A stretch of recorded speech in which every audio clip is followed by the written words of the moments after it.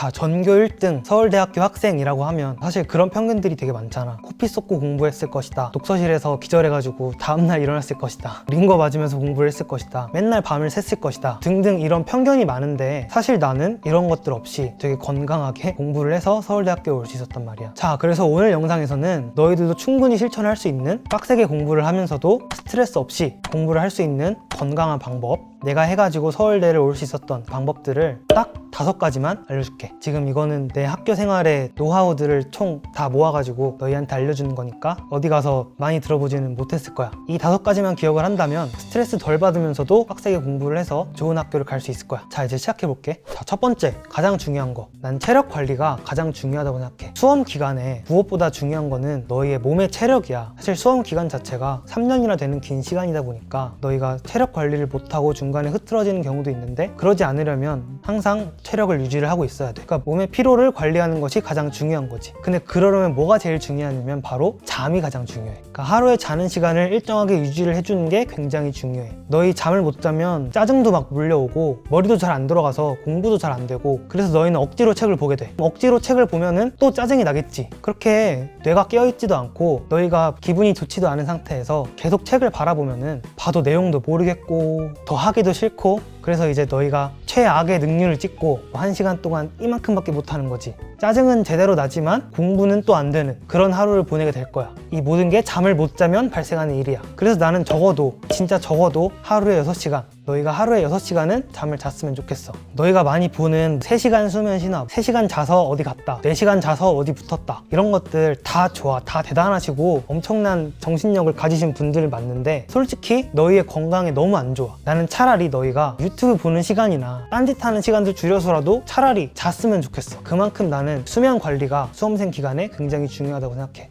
자, 두 번째, 나는 멘탈 관리가 체력 관리만큼이나 중요하다고 생각해. 사실 멘탈 유지를 위해서 너희가 적당한 여가 생활을 즐기는 거, 나는 그런 건 굉장히 권장을 하는 편이거든. 솔직히 말해서 공부를 하는 와중에도 친구들이랑 놀 시간도 있어야 하는 거고, 너희가 스트레스를 풀 만한 취미 활동을 할 시간도 분명히 필요해. 그리고 인간관계에서 오는 멘탈적인 부분도 있으니까 친구들이랑 잘 지내는 것도 당연히 중요하고, 그래도 항상 명심할 거는 이런 것보다도 잠이 먼저라는 거. 너희가 여가 생활을 즐기겠다고 잠을 줄이면서 여가 생활을 막 즐겨버리시면 안 된다는 얘기야. 특히 잠을 줄여가면서 유튜브를 보는 친구들이나 잠을 줄여가면서 새벽에 게임을 하는 건 난 굉장히 비추해. 차라리 잠을 자는 게 좋아. 하지만 그 외 시간에, 너희가 계획했던 공부하는 시간 외의 시간에 너희가 좋아하는 여가 활동을 조금씩, 노래방 간다던가 게임 한 판 한다던가 백화점 간다던가, 난 이런 활동들은 굉장히 권장해주고 싶어. 그런 취미, 인생에 낙이 있어야지 공부로 반복되는 이런 생활들 속에서 활력소가 생긴단 말이야. 나 같은 경우에는 공부를 마치고 야자를 마치고 집에 들어와서 전자피아노를 친다든지 음악을 이렇게 한다든지 이런 걸 굉장히 좋아했거든. 그래서 이런 거를 11시, 12시 그 시간에 친구들이랑 같이 막 연락하면서 피아노 치고 만들어서 보내주고 이런 식으로 많이 했었는데, 이런 활동들이 내 활력소가 되어줬던 것 같아.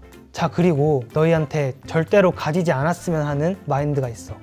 딱 1년만 죽었다고 생각하고 공부한다. 딱 1년만 나의 자아는 없다, 나는 없고 오직 공부 기계 고지원만 있을 뿐이다, 이런 생각으로 1년만 죽었다 깨어난다라는 생각으로 공부를 하는 친구들이 있는데, 난 이런 마인드는 절대 노. 죽기는 뭘 죽어. 너희의 17살, 너희의 18살, 너희의 19살을 학대하지 말자. 자, 세 번째로 복습하는 습관. 복습하는 습관에 대해서 얘기를 해주고 싶은데, 나는 개인적으로 이 복습하는 습관, 이거 하나를 잘 만들어 놔가지고 입시 생활 전체에 있어서 굉장히 큰 도움이 됐어. 그러니까 이게 다 연결이 되는 게, 건강을 잃지 않고 스트레스를 덜 받으면서 좋은 성적을 유지할 수 있었던 비결이 바로 이 복습에 있는 거거든. 복습 같은 경우에는 매일매일 루틴을 정해가지고 해주는 게 좋아. 특히 그날 한 내용은 그날 저녁 안에는 무조건 다시 한번 본다 라는 생각으로 너희가 루틴을 짜게 된다면, 너희가 매일매일을 보내면서 한 번 배웠던 내용을 무조건 2번 이상씩 보게 되는 거지. 이런 방식으로 계속 복습을 해 나가다 보면은 그 복습한 내용들이 결국에는 이만큼씩 쌓이게 돼. 하루 30분 복습하는 게 그때 당시에는 30분밖에 안 걸리니까 금방 했네, 공부가 많이 됐을까? 라고 생각을 할 수 있는데, 이게 하루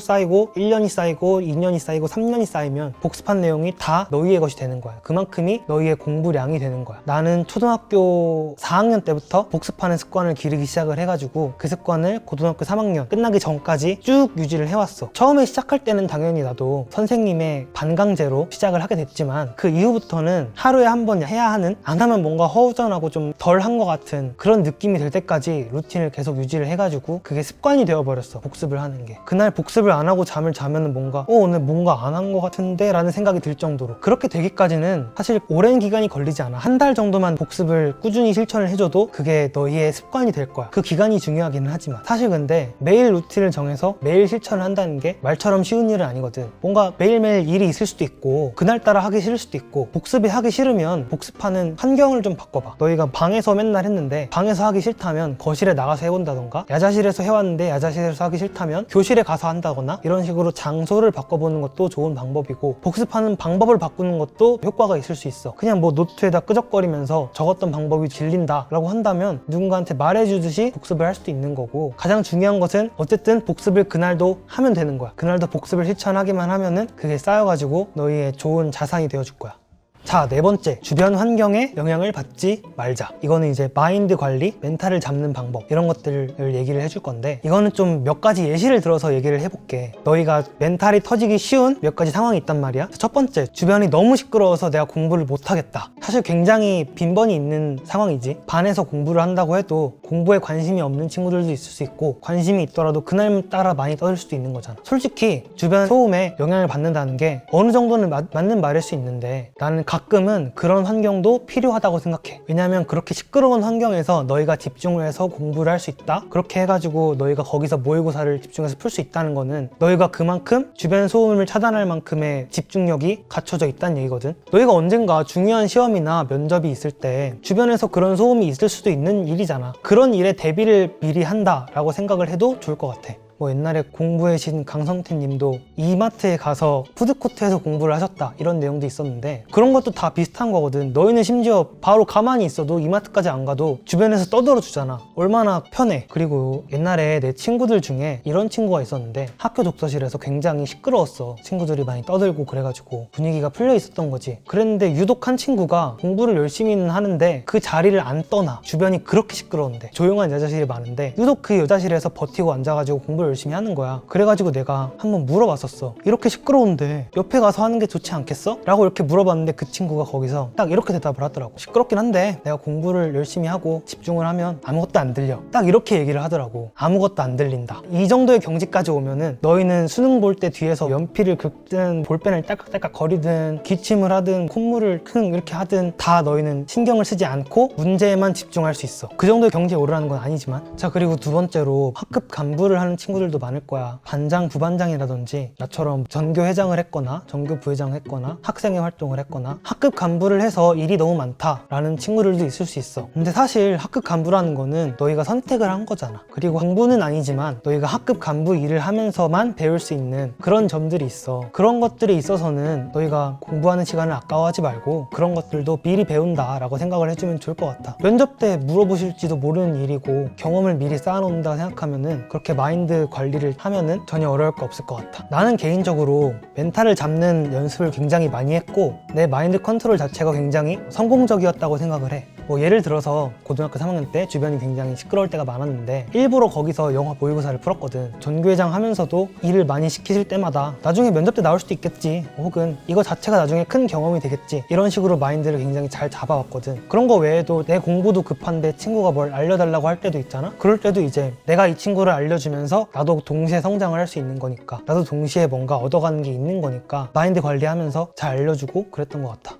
자, 마지막으로 다섯 번째, 친구들끼리 성적 가지고 지나치게 견제하고 지나치게 신경전 버리는 일이 없었으면 좋겠어. 사실 오늘 얘기한 것들 중에서 난 이 다섯 번째를 가장 당부를 해주고 싶어. 우선 기본적으로 서로를 견제하면 서로 스트레스야. 서로 견제하면서 나 혼자 열심히 크는 것보다 서로 정보도 공유하고 서로의 공부를 도와주면서 같이 실력이 늘어나가는 게 훨씬 효율이 좋다고 생각을 하거든. 물론 뭐 선의의 라이벌 이런 구도는 당연히 환영이지만 절대로 친구들끼리 성적 가지고 적대적인 관계는 만들지 않았으면 좋겠어. 주변에서 부추겨서도 안 되고 혼자 공부할 때보다 같이 성장을 하는 게 공부 측면에서나 대인관계, 사회적 측면에서나 너희에게 훨씬 도움이 될 거야. 사실 너희 대학도 대학이지만 대학을 붙고 나서 너희 옆에 몇 명이 남느냐도 중요한 거잖아. 학창시절에 누구 견제한다고 안 보여주고 혼자만 잘 되려고 그렇게 이기적으로 하면은 나중에 많이 안 남더라. 그래서 대학도 대학이지만 주변에 사람들도 좀 많이 남았으면 좋겠어. 내가 진짜 주변의 수많은 경우들을 다 보면서 느꼈던 힘들었던 거니까 나는 안 그랬지만 서로 신경 좀 버리지 않았으면 좋겠어. 그렇기 때문에 대학도 대학이지만 주변에 친구들이 많이 남았으면 좋겠어. 입시가 끝나고 나서도.